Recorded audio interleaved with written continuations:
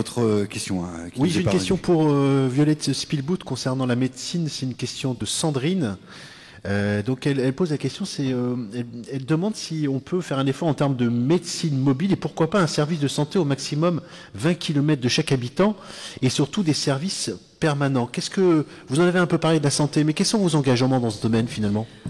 On a un engagement très clair parce que avec Laurent Pietraszewski et plusieurs candidats, nous sommes allés sur les territoires discuter avec les infirmières, les aides-soignantes, aller dans les établissements, avec aussi les médecins des CHR, des CHU, pardon, les médecins, les scientifiques sur les besoins de la région.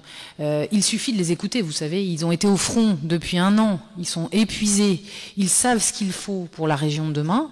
Et effectivement, le fait d'amener des moyens mobiles, notamment de dépistage des cancers, est dans nos propositions.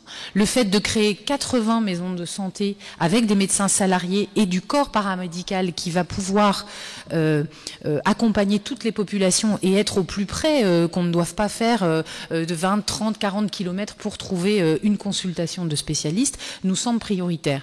Et puis la dernière chose que je voudrais dire sur la santé, c'est que pour pouvoir créer ces maisons de santé, salarier des médecins, avoir des consultations de psychologues comme nous le proposons dans tous les lycées de notre région, eh bien il faut former à l'avance. Donc il y a un travail au niveau national à faire, mais il y a aussi un développement de filières de formation.